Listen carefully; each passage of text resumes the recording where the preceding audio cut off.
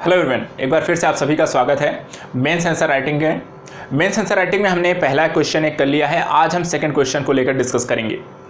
आज का भी जो क्वेश्चन डिस्कशन है वो मूलतः प्रीवियस ईयर के क्वेश्चन पेपर का डिस्कशन है और यहाँ पर हम आज जो चर्चा करने जा रहे हैं वो है ज्योग्राफी का क्वेश्चन है। ज्योग्राफी के क्वेश्चन को आज हमने लिया है। ये भी इस क्वेश्चन को आज चलिए देखते हैं क्वेश्चन क्या पूछ रहा है, किस तरीके का क्वेश्चन है, क्या क्या समाहित है और कैसे हम इसे लिखेंगे। तो सबसे पहले क्वेश्चन देखते हैं।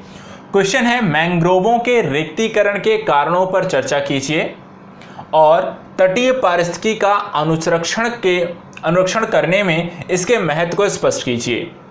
तो देखिए, अगर ध्यान दीजिए इस क्वेश्चन को समझना बहुत ज़रूरी है। लेकिन चलिए, पहले प्रश्न हमने एक बार पढ़ लिया है। ये प्रश्न आपको कितने शब्दों में लिखना है? 250 शब्दों की सीमा है। ठीक है, शब्द सीमा कितनी है? 150 शब्द है। 150 शब्द है यहाँ पर। प्रश्न लिया कहाँ से गया है तो वो भी मैं बता दूं आपको। यूपीएससी का मेंस एग्जाम 2019 में हुआ है। यहाँ पर जो जीएस पेपर 1 है उससे लिया गया है और टॉपिक आपका है भूगोल का है। ये तो हमने समझ लिया कहाँ से लिया गया है।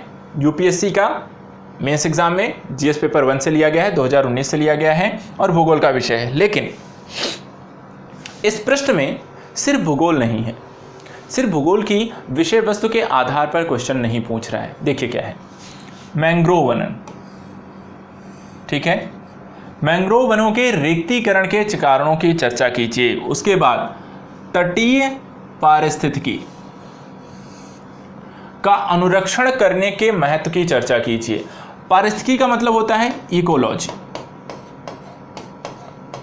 और इकोलॉजी जो होता है एनवायरनमेंट का मुद्दा है। तो यहां पर इन्होंने क्वेश्चन के साथ थोड़ा सा यहां पर जरूर खेल लिया है कि यहां पर उन्होंने ज्योग्राफी के साथ साथ एनवायरनमेंट के मुद्दे को भी इसमें लिंकअप कर दिया है। मैं आपसे हमेशा यही कहता हूं कि आपके पढ़ने का तरीका अगर ऐसा रहेगा कि आप क्वेश्चन को समझ पा रहे हो कि ये किस किस एंगल से, इसमें कौन कौन से वर्ड इसमें जुड़े हुए हैं और किस किस विषय के साथ इसे इंटर रिलेट किया गया है, तभी आप यहाँ पर अच्छे से आंसर राइटिंग कर पाएंगे। और मैं आपको यहाँ पर ऐसा जो मैंने बातें कही हैं, जो मैं आपको समझाता हूं, वो इन्हीं प्रश्नों को विश्लेषित करके मैं आपको समझाता भी चलूंगा। इसीलिए मैंने यहाँ पर प्रश्न के दोबारा पढ़ा है, एक बार और पढ़ दूं। तो यहाँ पर मैंग्रोव के किसकी चर्चा करनी है? रिक्तीकरण के कारणों की चर्चा करनी है। दूसरी किसकी चर्चा करनी है? तटीय पारिस्थितिकी का अनुरक्षण करने में इसके महत्व की भी चर्चा करनी है। तो यहाँ पर इन दोनों ही संदर्भों को मैंग्रोव के हिसाब से आंसर राइटिंग करनी है। तो दोनों चीजें लिंकअप किससे हैं? मैंग्रोव के रिक्तीकरण और तटीय पारिस्थितिकी का अनुरक्षण, दोनों ही चीजें आपके मैंग्रोव वनों से संबंधित हैं। मैंग्रोव वन भी हम पर्यावरण में पढ़ते हैं और वहाँ पर उससे संबंधित समझौतों को भी पढ़ते हैं, उनके अनुरक्षण संबंधी उपायों को भी पढ़ते हैं और किस कारण वो समस्याप्रद हैं, किस कारण रिक्तीकरण हो, वो भी हम वहाँ पर भी पढ़ते हैं। तो ज्योग्राफी और इकोलॉजी दोनों का मिक्सअप क्वेश्चन यहाँ पर बनाकर उन्होंने पूछ लिया है। तो चलिए, क्वेश्चन हमें समझ में आ गया। लिखना कितने में है? 150 शब्दों में लिखना है। तो अब यहाँ पर डिवाइडेशन को भी ध्यान में रखना है, कितने कितने शब्द कहाँ कहाँ देने हैं। तो वही पार्ट है, उत्तर प्रारूप पर आएंगे। उत्तर प्रारूप कैसा होगा? 3 अलग अलग पार्ट में चर्चा करनी है। आइए देखते हैं क्या क्या है। सबसे पहले भूमिका की चर्चा करते हैं। भूमिका में क्या हो सकता है? तो भूमिका में हो सकता है कि मैंग्रोव के बारे में यहाँ पर उनके रिक्तीकरण के बारे में पूछा जा रहा है और तटीय अनुरक्षण में किस तरीके से वो महत्व है उनका क्या है, ये पूछा जा रहा है। तो हम यहाँ पर थोड़ा सा नॉलेज किसके बारे में दें? हम स्टार्टिंग मैंग्रोव के बारे में करते हैं। मैंग्रोव के बारे में एक सामान्य जानकारी देते हुए हम अपनी भूमिका को प्रारंभ कर सकते हैं। तो सामान्य जानकारी में क्या क्या लिखा जा सकता है? सामान्य जानकारी क्या है भूमिका? देखिए, मैंग्रोव वनस्पति पाई कहाँ जाती है, किस प्रकार की जलवायु में?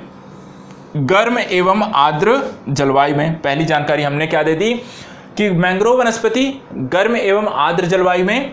एरिया क्या रहता है? विषुवत रेखा के 25 डिग्री नॉर्थ से 25 डिग्री साउथ का जो एरिया है, उनके मध्य इनकी उपस्थिति पाई जाती है। उष्णकटिबंधीय जलवायु यहाँ पर होती है। ठीक है, तो यहाँ पर हमने क्षेत्र बता दिया। यहाँ पर उष्णकटिबंधीय क्षेत्र होते हैं जहाँ पर आपकी गर्म एवं आर्द्र जलवायु होती है, वो बता दिया। अक्षांशीय विस्तार हमने बता दिया। 25 डिग्री नॉर्थ से 25 डिग्री साउथ। एक सामान्य जानकारी हमने ये दे दी।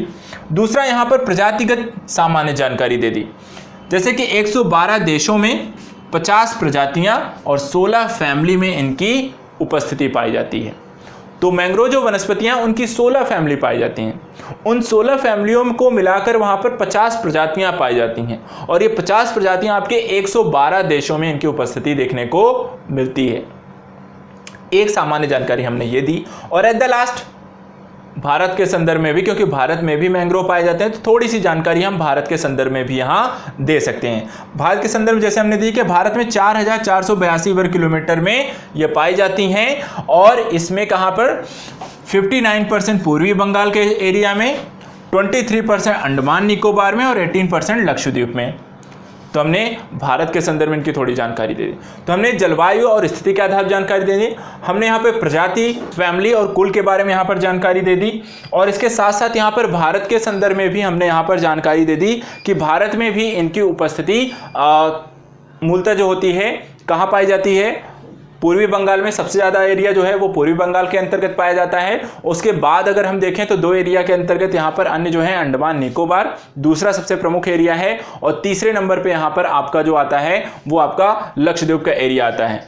तो इस तरीके से अगर हम देखें तो यहाँ पर आपको एक सामान्य जानकारी जो होती है भूमिका के तौर पर हमें जो लिखना था वो हमने यहाँ पर बता दिया। सामान्य जानकारी के बाद जो दूसरा एस्पेक्ट आपको इसमें आएगा वो आएगा कि आपको 2 चीजें लिखनी थी। मैंग्रोव के रिक्तीकरण के कारणों की चर्चा करनी है और साथ ही साथ यहां पर आपको तो मैंग्रोव के रिक्तीकरण के कारणों की चर्चा करनी है और साथ ही यहां पर कि किस तरीके से ये तटीय अनुरक्षण के लिए कार्य करता है उसकी चर्चा करनी है। तो चलिए सबसे पहले अब चर्चा कर लेते हैं कि यहां पर कि मैंग्रोव के रिक्तीकरण के कारण क्या है, कि मैंग्रोव वन जो है वो समाप्त क्यों हो रहे हैं। पहला कारण क्या है, कृषि क्षेत्र का यहाँ पर विस्तार हो रहा है। किसका विस्तार हो रहा है, कृषि क्षेत्रों का। आपको पता है जिस तरीके से जनसंख्या वृद्धि हो रही है, जनसंख्या वृद्धि के लिए आपको ज़्यादा कृषि क्षेत्र चाहिए होंगे, उसके लिए लोग क्या कर रहे हैं, वनों की कटाई कर रहे हैं। उन वनों में चाहे मैंग्रोव वन हो, लोग उसकी भी कटाई कर रहे हैं और इस कारण वहाँ पर रिक्तीकरण की समस्या है। दूसरा, झींगा मछली का उत्पादन होता है। ठीक है, ऐसे एरियाज में झींगा मछली का उत्पादन होता है और झींगा मछली के उत्पादन कारण लोग क्या कर रहे हैं कि वनों को काट करके वहां तक एरिया में पहुंचने का मार्ग प्रशस्त कर रहे हैं और इससे क्या हो रहा है कि मैंग्रोव जैव विविधता भी वहां पर नुकसान हो रही है। तीसरा कारण, औद्योगिक व नगरीय अपशिष्ट का नदियों से होते हुए मैंग्रोव वनों तक पहुंच रही हैं और वहां पर जो अपशिष्ट पहुंच रहा है उसके कारण वहां की जो आपके पेड़ पौधे हैं, जो प्रजातियां हैं, उनको नुकसान हो रहा है और वहां पर धीरे धीरे उनका एरिया भी सीमित हो रहा है। तो एक कारण क्या और हो गया कि औद्योगिक व नगरीय अवशिष्ट जो भी कंपनियां हैं उनके द्वारा जो भी आपके केमिकल्स हैं उनको क्या किया जाता है, पानी में डाल दिया जाता है। और पानी कौन सा, नदियों के पानी में, और नदियों का पानी फाइनली जाकर मिलता कहाँ है, नदियों में, और नदियों के मुहाने और समुद्र के बीच ही वहां पर क्या बनते हैं, मैंग्रोव वनों की स्थिति पाई जाती है। तो जब वो आपका अवशिष्ट पानी यहाँ इन क्षेत्रों से होकर गुजरता है तो वहाँ की मिट्टी, वहाँ की वनस्पतियों को भी इसका नुकसान पहुंचाते हैं, जिसके कारण यहाँ पर इनका एरिया सीमित हो रहा है। इसके अतिरिक्त होटल व बंदरगाहों के निर्माण के कारण नए नए बंदरगाह बन रहे हैं। नए नए बंदरगाहों के लिए वहाँ पर एरिया चाहिए होता है। मैंग्रोव वनों की स्थिति जो है वो भी तटीय क्षेत्रों में पाए जाते हैं, बंदरगाह भी जो बन रहे हैं वो भी तटीय क्षेत्रों में ही बन रहे हैं। तो वो क्या कर रहे हैं कि यहाँ पर ज़्यादा से ज़्यादा मैंग्रोव वनों का जो एरिया है उसको सीमित कर रहे हैं, काट रहे हैं और वहाँ पर नए बंदरगाहों का निर्माण कर रहे हैं। उस कारण से भी एरिया प्रभावित हो रहा है। इसके अतिरिक्त जो उस एरिया में रहने वाले लोग हैं उनको क्या चाहिए होता है कि यहाँ पर कुछ औद्योगिक संदर्भ में ऐसी लकड़ियाँ पाई जाती हैं जो इमारतें बनाने काम आती हैं, बिल्डिंग्स में यूज होती हैं। तो इमारती लकड़ियों की कटाई वहाँ पर हो जाती है, तो उसके कारण वहाँ पर उनके मैंग्रोव वनों को नुकसान होता है। जो आसपास के लोग रहते हैं उनको ईंधन जो होती है लकड़ी जलाने के लिए चाहिए, खाना पकाने के लिए, तो वहाँ पर ईंधन लकड़ी के रूप में वहाँ पर उसका प्रयोग कर लेते हैं। चारकोल के लिए और पशुओं के चारे की व्यवस्था के लिए वहाँ पर मैंग्रोव वनों को ये लोग नुकसान पहुँचा रहे हैं। इसके अतिरिक्त नदियों के ऊपर बांध बनाने से मिट्टी व पोषक तत्वों का ना पहुँच पाना। इसका क्या मतलब हुआ कि होता क्या है कि जो आपकी नदियाँ होती हैं उसमें बहुत सारे आप अलग अलग क्षेत्रों से होकर गुजरती हैं, तो अपने साथ काफ़ी सारी मिट्टी बहा कर लेकर जाती हैं और उस मिट्टी में जो होता है वहाँ पर तलछट के रूप में काफ़ी सारे तत्व होते हैं जो वहाँ पर जब वो मैंग्रोव वनों से गुजरते हैं तो वहाँ पर मैंग्रोव की जो वन की जो जड़ें होती हैं वो क्या करते हैं, मिट्टी को रोक लेते हैं और पानी पानी बह जाने देते हैं। तो इसके कारण क्या होता है कि वो जो मिट्टी वहां पर पहुंचती है पोषक तत्वों से युक्त, वो आपकी मैंग्रोव वनों की वृद्धि के लिए लाभदायक होती है। लेकिन बीच बीच में वहां पर क्या कर दिया गया, नदियों पर डैम बना दिए गए। तो डैम क्या होते हैं, डैम में धीरे धीरे नदियों का जो पानी आता है उसमें जो तलछट होती है वो उसी में जमा हो जाती है और सिर्फ पानी पानी ही वो बाहर निकाल देते हैं। तो वहां पर मैंग्रोव वनों के पास वो मिट्टी, वो पोषक तत्व वहां पर नहीं पहुंच रहे हैं और इस कारण से भी उनको नुकसान हो रहा है। तो यहाँ पर मैंग्रोव के रिक्तीकरण के जो कारण हैं वो हमने यहाँ पर देख लिए।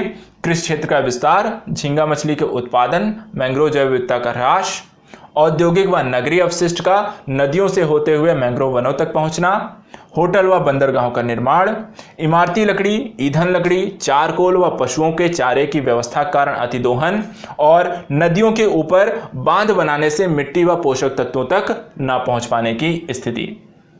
इसके बाद आता है कि तटीय अनुरक्षण के लिए फिर क्या करते हैं, कि अर्थात एक पार्ट में मुख्य भाग में हमने देख लिया रिक्तीकरण कारण। अब यहाँ पे बात की गई कि तटीय परिस्थिति का अनुरक्षण में मैंग्रोव वनों का महत्व क्या है, किस तरीके से ये तटों के कहते हैं उनको संरक्षण, उनको बेहतर बनाने की या फिर वहां पर किसी प्रकार के उनको नुकसान होने से बचाते कैसे हैं। पहली चीज, तटीय परिस्थिति को नुकसान बचाएगी, तटों को कटाव से सुरक्षित रखते हैं। अर्थात वहां पर जो पानी लगातार आता है, पानी के कारण वहां पर उनकी मिट्टी थपेड़ों से जो होता है मिट्टी धीरे धीरे धीरे धीरे धीरे धीरे कटती रहती है और उसके कारण वहां पर तटों को नुकसान बहुत पहुंचता है। तो वहां पर मैंग्रोव वनस्पतियां आसपास के एक कह सकते हैं एक बाड़ टाइप की बना लेती हैं और वो पानी को जो होता है स्वयं झेलती हैं, पीछे वहां पर जो मिट्टी होती है उनको पकड़ के रखती हैं और इसके कारण वहां पर तटीय कटाव नहीं होता है। दूसरा, सुनामी व उच्च ज्वारी तरंगों से तटीय क्षेत्रों की सुरक्षा रखती हैं।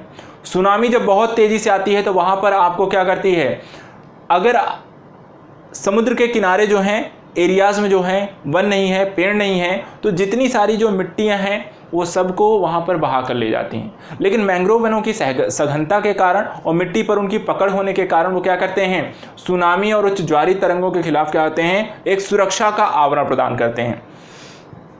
इसके अतिरिक्त नदियों के तलछट को छानने का कार्य करते हैं। जैसे मैंने पहले कहा कि बांध अगर नहीं बने हैं तो नदियों का जो पानी आता है वो उसके साथ साथ अपनी मिट्टी भी लेकर आता है, तो मिट्टी को वो समुद्र में जाने से रोकते हैं। वो क्या करते हैं, छन्ने की तरह काम करते हैं। जड़ें जो अगर देखें मैंग्रोव वनों की काफ़ी ऊपर होती हैं, तो वो क्या करती हैं, मिट्टी को रोक लेंगी और पानी को वो बाहर जाने देती हैं। तो एक तरह से छन्नी का काम करती हैं। जैसे चाय की छन्नी होती है, उसमें आप अगर चाय छानते हैं तो वहाँ पर चाय की पत्ती, अदरक इत्यादि होती है, उसी में रह जाती है और चाय नीचे आ जाती है। ठीक उसी तरीके से यहाँ पर नदियों के तलछट को छानने का ये कार्य करती हैं।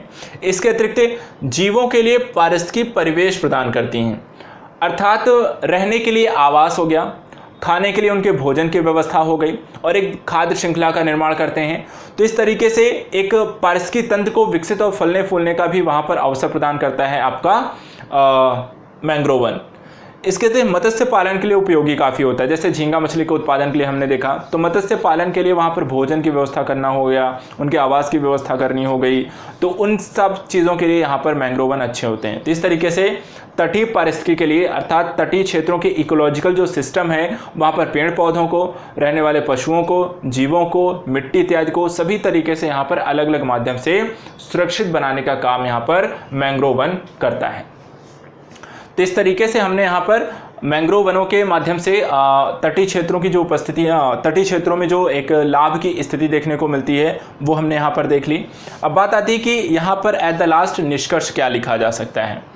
तो निष्कर्ष में यदि हम बात करें कि आपके तटीय क्षेत्रों में आपको मैंग्रोव वनों को संरक्षित रखने के क्या उपाय कर सकते हैं, किस तरीके से आप इसे डेवलप कर सकते हैं और क्या क्या उपाय किए जाने चाहिए, तो उसको लेकर हम इसमें चर्चा करेंगे एट द लास्ट पॉइंट में कि यहाँ पर क्या किया जा सकता है मैंग्रोव वनों को संरक्षित बनाने हेतु।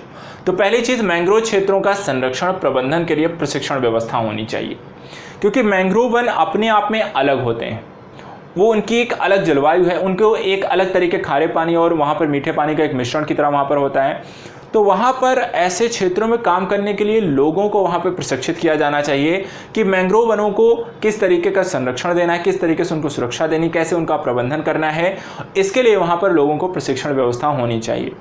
दूसरा, पर्यावरण व पर्यटन की वस्तुस्थिति का अध्ययन, अर्थात मैंग्रोव वनों में पर्यावरण को कैसे सुरक्षित बनाना है और पर्यटन को कितनी अनुमति देनी है, किस मात्रा में देनी है और किस एरिया तक देनी है, इसका भी वहाँ पर निरंतर अध्ययन किया जाना चाहिए और उसके माध्यम से एक रोड मैप तैयार करना चाहिए पर्यटन इत्यादि के लिए और वैसे ही उसे संचालित करें। इसके अतिरिक्त मैंग्रोव क्षेत्रों में पौधरोपण व वृक्षारोपण कार्यक्रम का निर्माण किया जाए। ऐसा किया जा सकता है क्योंकि जैसा हमने कहा कि यहाँ पर मैंग्रोव वनों के रिक्तीकरण की समस्या है, अर्थात वहाँ पे एरिया कहीं ना कहीं कम हो रहा है। तो उसके लिए हम ये कर सकते हैं कि आपको मैंग्रोव क्षेत्रों में पौधों को लगाया जाए, वृक्षों का बड़े मात्रा में वहाँ पर वृक्षारोपण कार्यक्रम को आयोजित किए जाने चाहिए ताकि वहाँ पर जो एरिया उनका कम हो रहा है उन पर विस्तार किया जा सके। तो पौधरोपण और वृक्षारोपण इन दो स्थितियों को अपनाया जा सकता है। इसके अतिरिक्त मैंग्रोव पौधों के जीन का प्रयोग करके खारे पानी के लिए उपयुक्त फसलों के विकास में किया जा सकता है। जैसा कि आप जानते हैं मैंग्रोव वन मूलतः खारे पानी में वहाँ पर सर्वाइवल करने में सक्षम होते हैं, तो क्यों ना हम ऐसी इनके जो जीन हैं इन पौधों में पाए जाते हैं उन जीन को लेकर के वहाँ पर जीनोम सीक्वेंसिंग के माध्यम से, अनुक्रमण के माध्यम से या फिर जेनेटिक्स के माध्यम से वहाँ पर हम कुछ ऐसी जीएम क्रॉप्स बनाएं, जेनेटिक मॉडिफाइड क्रॉप्स बनाएं जो कि यहाँ पर खारे पानी में भी अच्छी फसल देने में सक्षम हों। इसके माध्यम से हमारे जो तटीय क्षेत्र हैं, जो तटीय समुद्री क्षेत्र हैं, वहाँ पर हम अच्छी खासी मात्रा में खारे पानी में फसलों का भी उत्पादन कर सकते हैं और इससे भारत की जो खाद्यान्न कह सकते हैं कि आपूर्ति है वो भी सुनिश्चित हो सकती है, बड़ी मात्रा में उत्पादन कर सकते हैं और कुपोषण और गरीबी की जो स्थितियां हैं उससे भी हम काफ़ी हद तक इसमें निजात पा सकते हैं।